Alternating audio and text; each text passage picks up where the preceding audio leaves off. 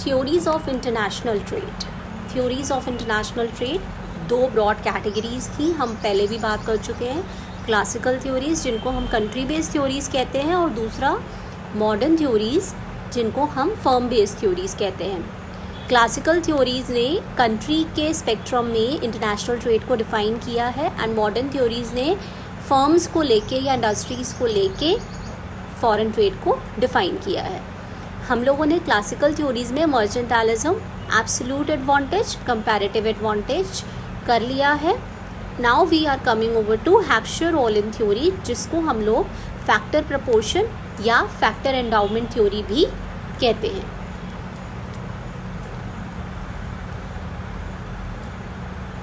Classical theories में next जो हमारी ये थ्योरी है, पिछली जो हमने करी थी वो थ्योरीज जो एडम स्मिथ ने एब्सोल्यूट एडवांटेज एंड रिकार्डो ने दी थी हमारी कंपैरेटिव कॉस्ट एडवांटेज, वो कंप्लीटली हम कह सकते हैं एक्सप्लेन नहीं कर पाई थी फॉरेन ट्रेड को, क्योंकि उनके जो एजम्पशन थे कि मार्केट फ्री है, ओपन है, वो उतने प्रैक्टिकल नहीं थे।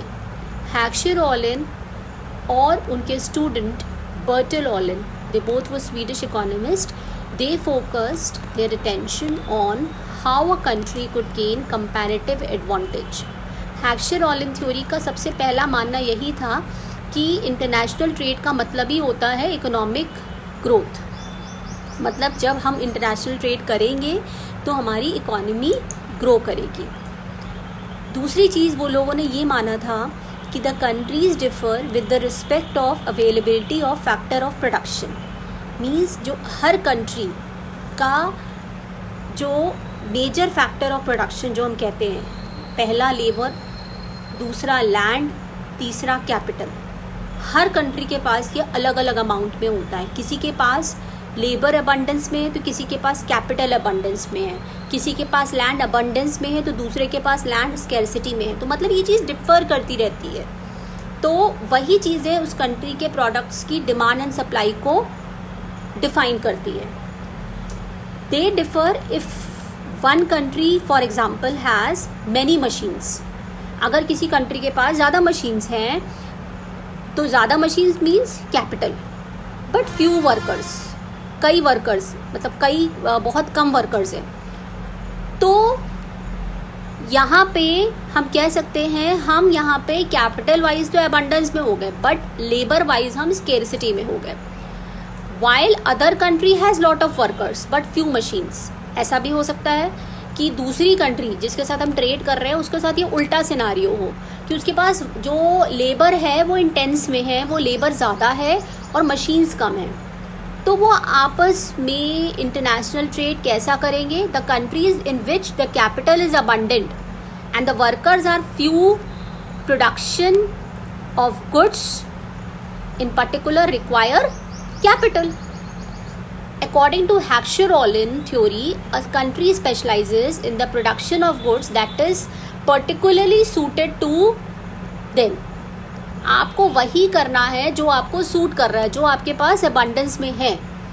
Their theory is based on a country's production factor, वही land, labor and कैपिटल जो हमने अभी बात की थी कि जो ये थ्योरी है इन दोनों की, उन्होंने इसी पे बात की थी कि लैंड, लेबर, कैपिटल ये तीन फैक्टर्स ऑफ प्रोडक्शन होते हैं which provide the funds for investment in plant and equipment. They determine that the cost for of any factor और resource was a function of demand and supply. Factors that are in great supply relative to demand would be cheaper. Means आपके पास वो factors जो ज़्यादा supply में हैं, आप ज़्यादा बना पा रहे हो तो वो आपके लिए चीप होंगे बनाना. और जो चीज़ों की the factors that are in great demand but supply जिनकी कम है, आप उतना नहीं बना पा रहे हो, तो वो आपके लिए एक्सपेंसिव हो जाएंगे. The production of goods and services require capital and workers both as we know. Some goods require more capital. कुछ जो गुड्स होते हैं, जैसे सपोज हम एग्जाम्पल लें कार्ड्स, कंप्यूटर, सेलफोन्स, ये कैपिटल इंटेंसिव इंडस्ट्री, मतलब यहाँ पे कैपिटल आपको ज़्यादा चाहिए.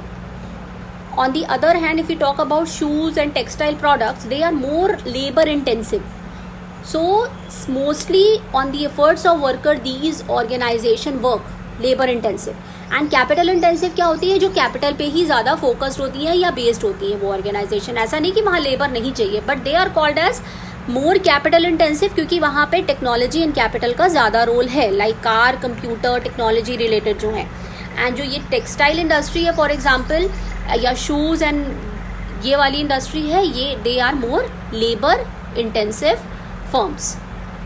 सो there are two types of goods, capital and labour intensive. सो कंट्रीज़ को उसी के अकॉर्डिंग ट्रेड करना चाहिए. सपोज मेरी कंट्री अगर ज़्यादा कैपिटल इंटेंसिव में है तो I can trade with the country, और ज़रूरी नहीं है कि एक कंट्री दोनों में ही कंप्लीटली, आप कह सकते हो कि labour as well as capital दोनों में they are as perfect.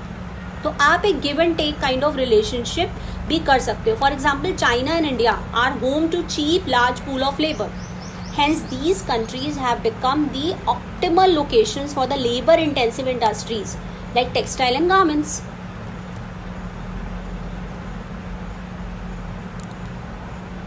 They determined that the cost of any factor or response was a function of demand and supply. Now, उसी के बेसिस पे जो फैक्टर ऑफ प्रोडक्शन है वही आपकी country का प्रोडक्ट का डिमांड एंड सप्लाई डिसाइड करते हैं, और इन्होंने इसी पे फोकस किया. तो इसीलिए हम इसको फैक्टर प्रपोर्शन थ्योरी भी कहते हैं, because it states that the country would produce and export goods that are required resources और factors that were in great supply. Means जो हमारे पास ग्रेट सप्लाई में है, जो प्रोडक्ट्स हमारे पास एबंडेंस में है, उसको हमें एक्सपोर्ट करना है.